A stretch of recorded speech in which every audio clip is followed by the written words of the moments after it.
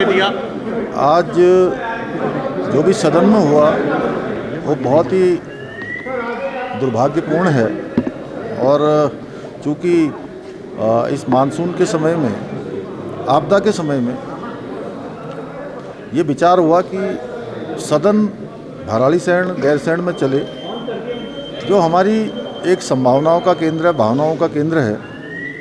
और सभी लोग बहुत मुश्किल से, तमाम जगह पर सड़कें भी टूटी हुई थी, उसके बावजूद भी यहाँ पहुँचे हैं। पूरा सदन यहाँ पर आहूत किया गया है। सदन में बहस होनी चाहिए थी, जो जनता के मुद्दे हैं उन पर बात होनी चाहिए थी। लेकिन विपक्ष ने जिस प्रकार से कानून व्यवस्था की धज्जियाँ उड़ाते हुए वो कानून व्यवस्था पर चर्चा करने की बात कर रहे थे, और उन्होंने कानून व्यवस्था खुद ही अंदर तोड़ दी। आज पूरा प्रदेश देख रहा है कि किस प्रकार का कृत्य यहाँ पर पहली बार इस सदन के अंदर हुआ है। हम तो सदन चलाना चाहते थे, और पंचायत चुनाव में भारी जीत भारतीय जनता पार्टी की हुई है।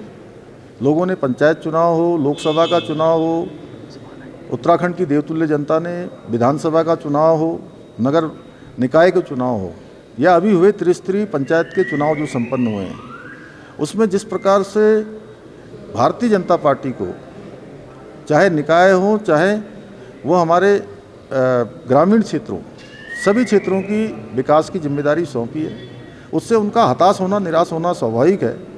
और उनकी हताशा और निराशा इतने महत्वपूर्ण सत्र में जिस प्रकार से दिखाई दी, वो जनता देख रही है। और पूरे प्रदेश के अंदर निष्पक्ष चुनाव हुए हैं। कानून व्यवस्था की स्थिति जहाँ पर एक आध जगह पर आई है, उसके लिए हम कार्रवाई कर रहे हैं, प्रशासन कार्रवाई कर रहा है, सरकार कार्रवाई के लिए उस पर कहा है। और पूरे राज्य के अंदर निष्पक्ष चुनाव हुए, उसका परिणाम है देहरादून में जहाँ जीत गए वहाँ कोई गड़बड़ी नहीं हुई। बाजपुर में जो यशपाल आर्या जी का विधानसभा क्षेत्र है, वहाँ ब्लॉक प्रमुख का चुनाव जीत गए, वहाँ कोई गड़बड़ी नहीं हुई है। और जैसे पूरे देश के अंदर इनकी पार्टी की परिपाटी बन गई है कि जहाँ ये हारते हैं वहाँ अपने फेस सेविंग के लिए कभी ईवीएम का सहारा लेते हैं, कभी चुनाव आयोग पर ठिकरा फोड़ते हैं, कभी प्रशासन पर फोड़ते हैं, कभी सरकार पर फोड़ते हैं, कभी वोट चोरी की बात करते हैं। भली भांति लोग जानते हैं कि इनके कालखंडों में किस प्रकार से वोटों की चोरी हुई है। और जिस नैनीताल की बात हो रही है, उसी नैनीताल में हमारी पार्टी का प्रत्याशी अध्यक्ष पद की दीपा धर्मवाल निर्वाचित हुई है, और वहीं उपाध्यक्ष पर कांग्रेस निर्वाचित हुई है। अगर ये निष्पक्ष चुनाव नहीं हो रहा होता तो दोनों ही पद जो है भारतीय जनता पार्टी के होने चाहिए। वीडियो रिकॉर्डिंग हुई है, निर्वाचन आयोग के जो भी निर्देश हैं या जो भी उसकी गाइडलाइन है, उस गाइडलाइन के अनुरूप सारे काम हुए। तो यहाँ पर सदन में चर्चा होनी चाहिए थी। हम चर्चा के लिए तैयार हैं, हमने पूरी तैयारी के साथ हम आए थे। पक्ष हो विपक्ष हो, हमको राज्य के लिए काम करना है, राज्य को आगे बढ़ाने के लिए काम करना है। हमारा राज्य देश का श्रेष्ठ राज्य बने, उसके लिए काम करना है।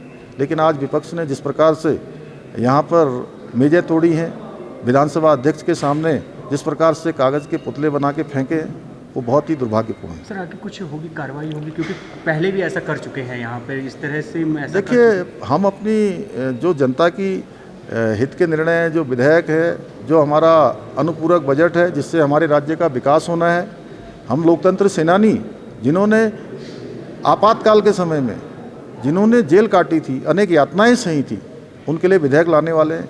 हम अल्पसंख्यक कल्याण के लिए जो है एक पूरा अल्पसंख्यक विधेयक लाने वाले हैं, जिसमें कि हमारे केवल एक समुदाय के लोगों को नहीं, केवल मुस्लिम समुदाय को नहीं, बल्कि अरबी, फारसी, सिख, बौद्ध, जैन, इन सभी को अब अल्पसंख्यक समुदाय के अंतर्गत मिलने वाले, अल्पसंख्यक शिक्षण संस्थानों में मिलने वाले जो लाभ हैं, वो लाभ देना चाहते हैं। उसके लिए हम विधेयक ला रहे हैं। और ये विधेयक हमारा एक शिक्षा का अधिकार सबको मिले, सभी को राइट है, एक पारदर्शिता लाने के लिए। पिछले समय में आप लोगों ने देखा होगा कि मदरसे अलग अलग नामों से, कुछ अल्पसंख्यक कल्याण विभाग के अंतर्गत आने वाले प्राइवेट संस्थान ऐसे नामों से चल रहे थे जिनको वास्तविक रूप से वहाँ पर देखा नहीं गया। उन पर कार्रवाइयाँ भी हुई हैं, 250 से अधिक ऐसे मामलों में कार्रवाई हुई है।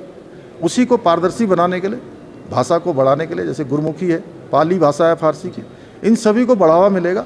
वो विधेयक हम लाने वाले थे और आज लाएंगे उसको।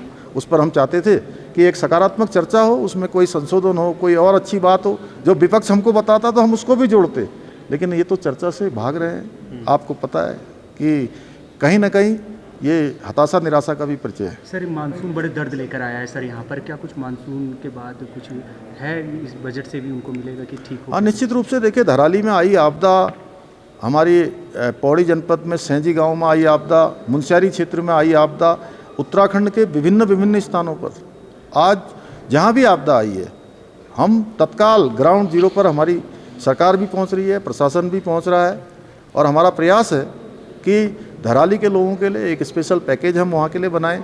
अन्य क्षेत्र के लोग जो भी प्रभावित हुए हैं सभी के लिए हम पैकेज की तैयारी कर रहे हैं।